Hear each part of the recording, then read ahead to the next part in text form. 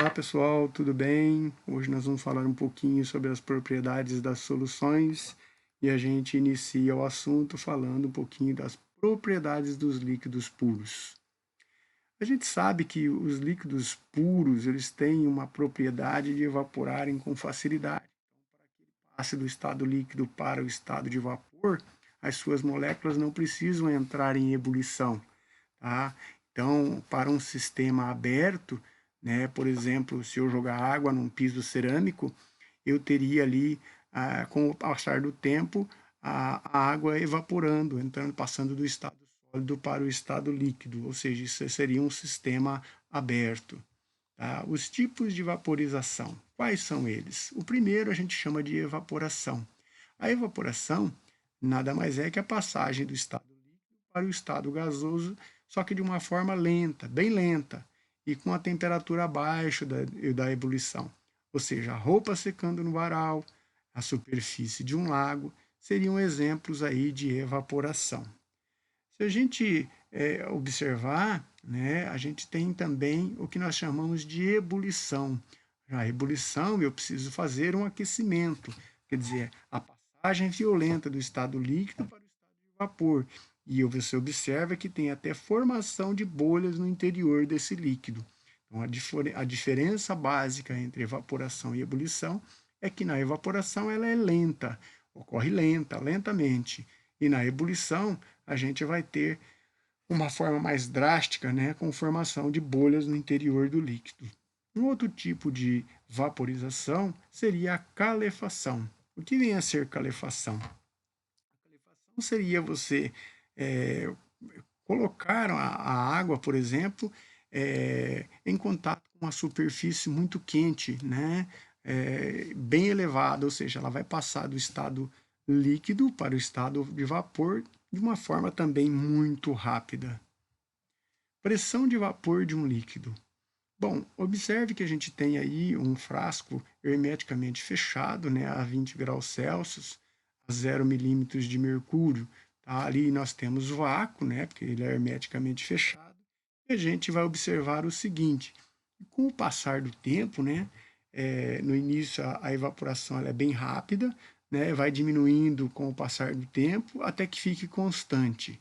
Nesse momento, a gente diz que o sistema entrou em equilíbrio dinâmico entre o líquido e o vapor, ou seja, a quantidade de partículas que evaporam passa a ser praticamente a mesma das que condensam.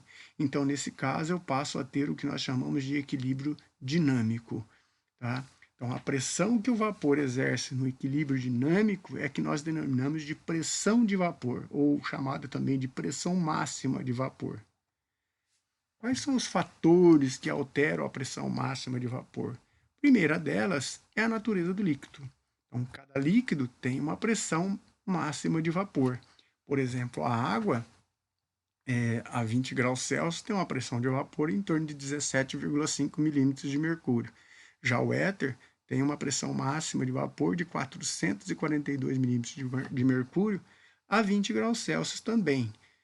Então, eu observo que os líquidos que são voláteis, né, são mais voláteis, possuem uma pressão máxima de vapor maior. Então, se eu observar aqui, o éter evapora muito rapidamente, né, frente à água. Então, ele tem uma pressão máxima de vapor maior. A temperatura em que o líquido se encontra também é um fator importante que mexe com a pressão de vapor. Então, se você analisar, nós temos aí a água, né, em duas temperaturas diferentes. Primeiro a 10 graus e depois a 70 graus. A 10 graus ela está a 9,2 milímetros de mercúrio, já a 233,7 a 70 graus Celsius. Então eu observo que há uma diferença, né, de pressão quando eu submeto essas substâncias a uma temperatura maior. Lógico que à medida que aumenta a temperatura, eu promovo um aumento no movimento dessas partículas que faz com que a gente tenha um gradiente maior na pressão de vapor. Tá? Então, esses fenômenos são fenômenos endotérmicos. Né? Por exemplo, para você passar do estado sólido para o estado líquido, e do líquido para o gasoso, a gente tem o chamado processo endotérmico, ou seja, eu preciso absorver calor. O sólido, por exemplo, precisa absorver calor para passar para o estado líquido.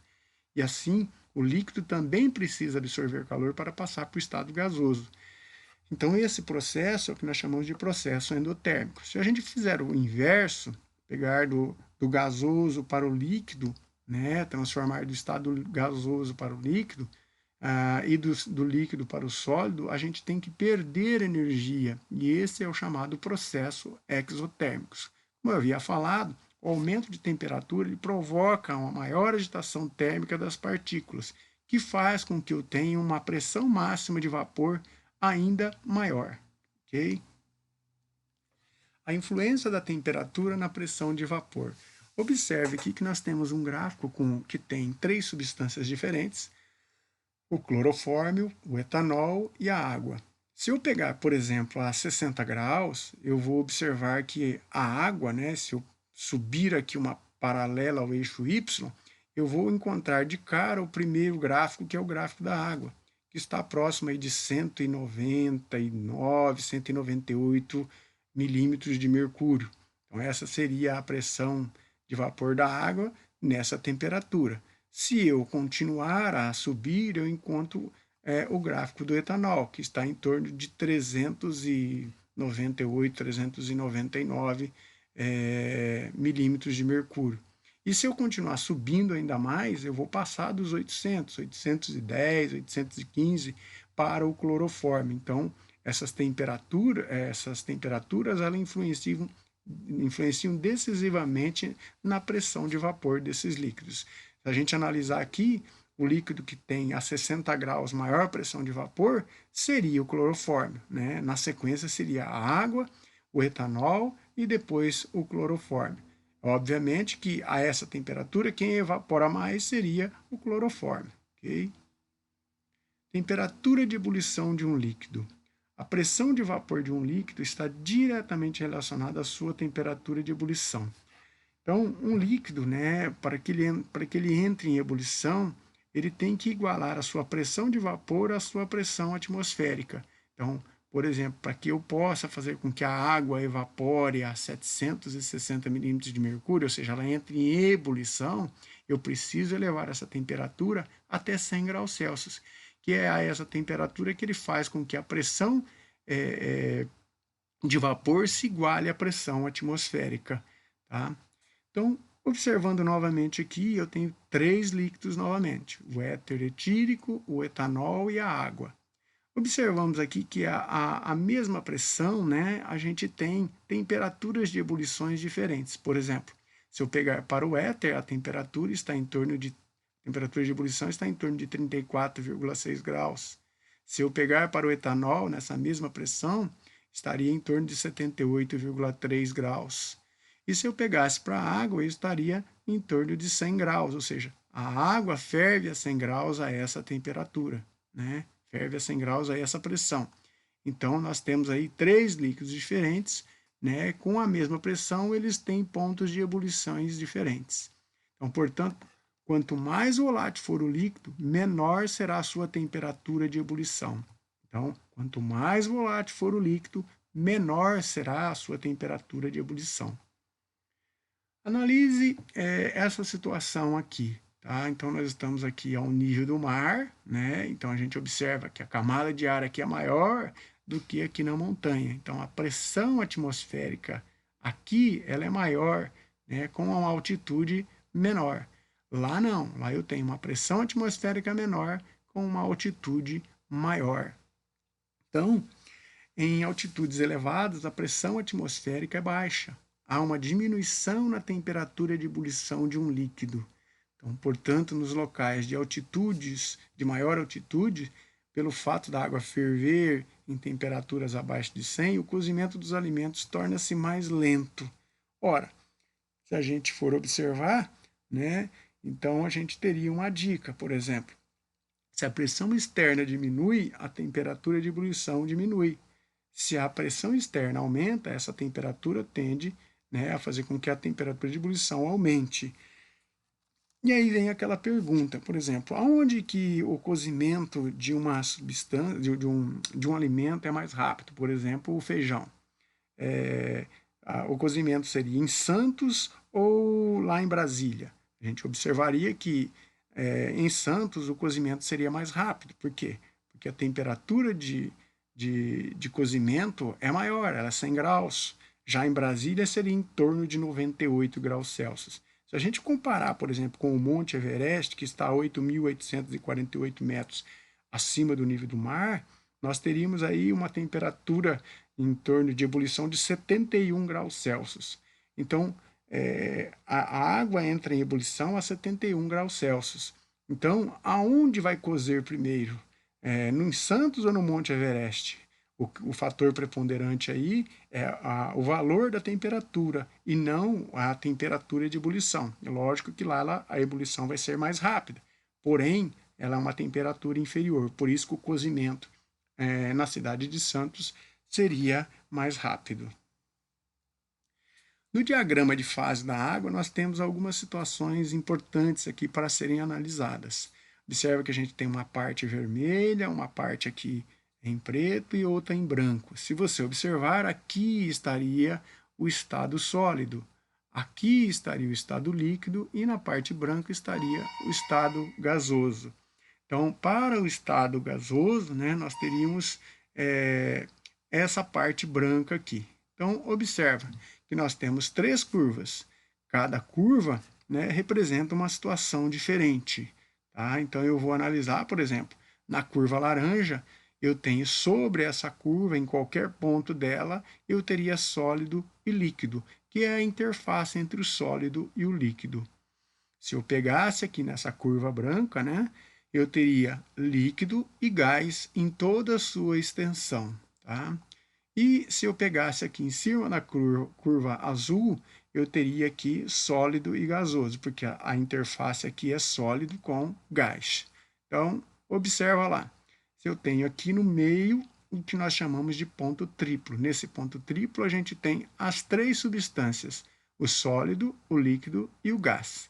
Então, para cada uma delas, uma situação diferente. Por exemplo, se eu pego aqui na curva vermelha, na curva laranja, perdão, a gente teria as condições de temperatura e pressão nas quais a substância pode sofrer fusão ou solidificação. Então, essa curva é uma curva que determina a fusão ou a solidificação. Se eu pegar a curva branca, eu vou analisar o seguinte: essa curva ela determina as condições de pressão e temperatura, né, nas quais a substância pode sofrer condensação ou vaporização. Então, em cima dessa curva branca. E eu teria ainda a curva azul, né, onde ela vai determinar as condições de temperatura e pressão nas quais a substância pode sofrer a ressublimação ou a sublimação. Analisando alguns pontos, por exemplo, a fervura da água ou a ebulição da água a 100 graus. Então, se eu pegar aqui a 100 graus, eu vou observar que eu vou ter o líquido passando para o estado gasoso, o gasoso para o líquido, a quanto? A 760 milímetros de mercúrio a 100 graus Celsius. Então, a água ferve a 100 graus Celsius. Okay? Aqui no ponto triplo, eu teria os 3 estados físicos da água, né, sólido, líquido e gás, né, a uma temperatura de 0,01 graus Celsius e uma pressão em torno de 4,58. Observando ali a 0 graus, nós estaríamos aqui a 0 graus, a água vai congelar, ou seja, de líquido para sólido. Então, eu teria aqui em torno de 0 graus, né, eu teria ali os 760 milímetros de mercúrio. Tá? A pressão máxima de vapor, ela não depende do volume do líquido. Por exemplo, se eu observar aqui, né, nesse primeiro caso, eu vou observar que a quantidade de água aqui é menor que no frasco 2 de cá, né? Ou seja, os dois estão a 25 graus Celsius, mas a quantidade de água em um e no outro são diferentes. Ou seja, a pressão, na verdade, é a mesma para os dois, 23,8 milímetros de mercúrio. Tá? Então, quando o espaço vazio aumenta, quando eu tenho mais espaços vazios, as moléculas têm espaço para evaporar. Assim, a pressão de vapor permanece a mesma. Por isso que eu vou ter a pressão sempre a mesma, independente da quantidade de líquido que você tem. Então, o volume independe, né, ou não interfere na pressão máxima de vapor. Por hoje é só. Tenham bons estudos e um grande abraço.